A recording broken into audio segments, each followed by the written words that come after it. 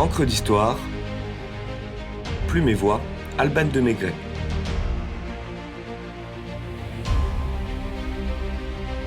La giraffomania sous la Restauration.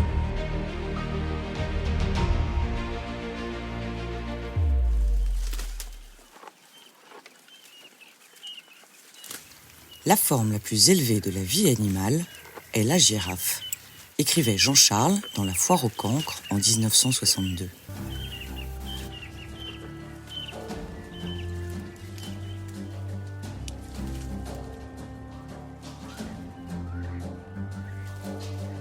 En 1825, alors que Charles X vient de monter sur le trône de France, les relations avec l'Égypte sont assez tendues. Les Égyptiens soutiennent l'Empire ottoman et participent à un certain nombre de massacres depuis le début de la guerre d'indépendance grecque en 1821.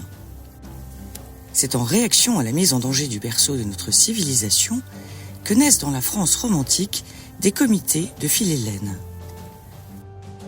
Intellectuels, politiques, artistes comme François-René de Chateaubriand, Victor Hugo ou Eugène Delacroix soutiennent les héritiers de la Grèce antique contre les barbares, les chrétiens contre les musulmans.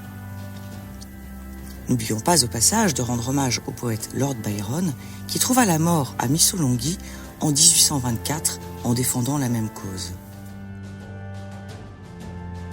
Bernardino Drovetti, consul général au Caire pour la France, d'origine piémontaise, a vendu don de 2 jeunes girafes de 25 lunes, c'est-à-dire 2 ans, offertes par un seigneur soudanais au vice-roi d'Égypte, Mehemet Ali Pacha.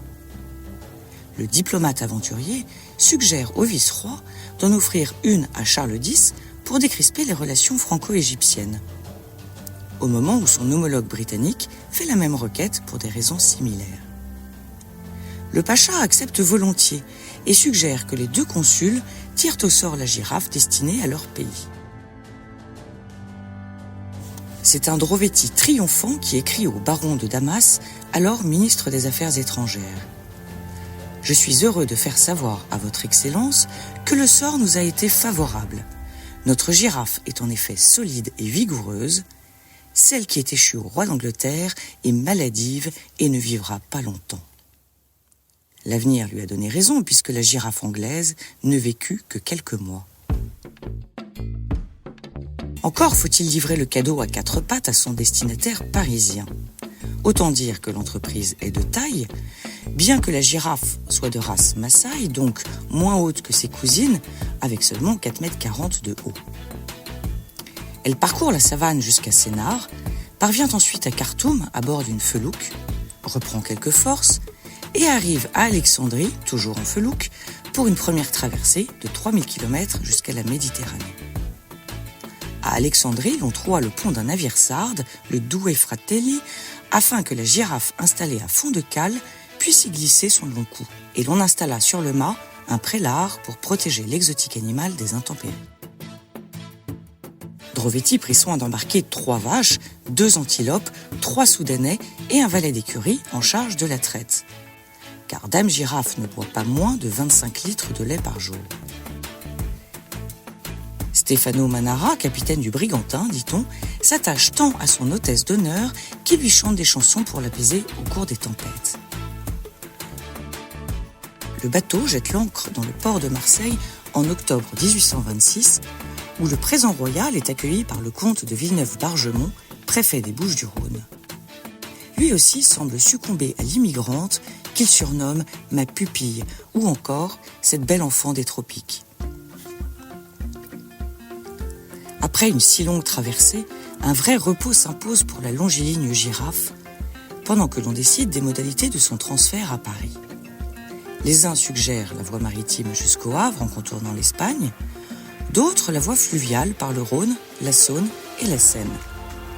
Mais décision est finalement prise, après avoir pris quelque hauteur, de l'acheminer par voie terrestre avec des étapes. Le roi est impatient de faire la connaissance de celle que l'on nommera bien plus tard Zarafa, mais l'hiver n'est pas favorable pour l'oriental à un trajet à pattes de 880 km. Aussi attend-on le printemps pour lancer l'expédition. Geoffroy Saint-Hilaire, fondateur du Jardin des Plantes, est missionné pour diriger le convoi. La vedette est équipée d'une toile cirée et d'un imperméable estampillé aux armes de Charles X et du pacha égyptien, s'il vous plaît. Chaque ville-étape acclame la svelte girafe qui fait l'objet des festivités publiques et privées. Aix-en-Provence, Avignon, Orange, Valence, Lyon, Châlons, Auxerre. À raison de 7 heures de marche lente et souple par jour, à 3,5 km par heure, vitesse de croisière de l'animal, la caravane arrive enfin dans la capitale le 30 juin 1827, sous l'acclamation des Parisiens ébahis.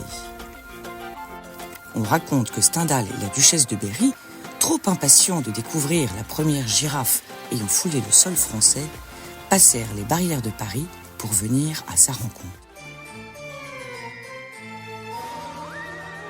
Geoffroy Saint-Hilaire, fourbu par son périple et bourré de rhumatisme, installe la belle Zarafa dans un enclos aménagé spécialement pour elle dans la ménagerie du Jardin des Plantes. Il n'a pourtant guère le temps de souffler car le roi désire que l'on lui présente sa girafe. Le 9 juillet, une longue procession chamarrée longe la Seine jusqu'au château de Saint-Cloud où réside Charles X pour l'été. La famille royale au complet reçoit les traînes égyptiennes et Charles X offre quelques pétales de rose à l'animal qui s'en régale. La presse s'empresse de rapporter ce détail et les portes du Jardin des Plantes voient s'installer myriades de marchandes de roses qui font fortune.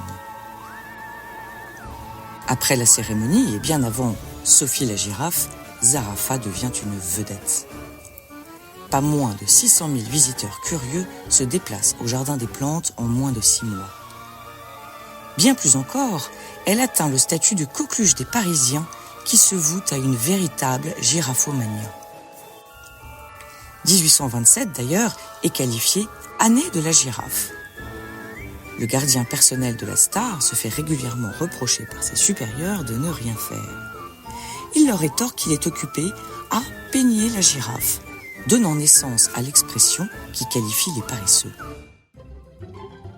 Tabatière, fer à repasser, vaisselle, tissu, éventail, encrier, 1000 objets dérivés sont créés à l'effigie du mammifère altier. Les femmes se coiffent à la girafe, les hommes nouent leurs cravates à la girafe. À la girafe, à la girafe, voilà l'expression qui résonne dans toutes les bouches.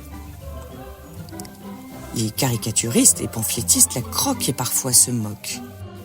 Salvandi rédige sa lettre de la girafe au pacha d'Égypte pour lui rendre compte de son voyage à Saint-Cloud et envoyer les renures de la censure de France au journal qui s'établit à Alexandrie, en Afrique. Tout un programme. Charles-François Berthoud publie Dame Girafe à Paris, aventures et voyages de cette illustre étrangère racontée par elle-même. Honoré de Balzac imprime, et sans doute aussi rédige, Discours de la girafe au chef des 6 osages. Survivante à Saint-Hilaire et à Charles X, Zarafa, venue des profondeurs africaines, meurt en 1845 à l'âge de 21 ans, après avoir distrait pendant 18 ans Parisiens et voyageurs. Immortalisée par naturalisation, Dame Girafe, qui a fait tourner les têtes sous la Restauration, termine son fabuleux destin au Muséum d'histoire naturelle de La Rochelle, où les curieux peuvent encore aller l'admirer.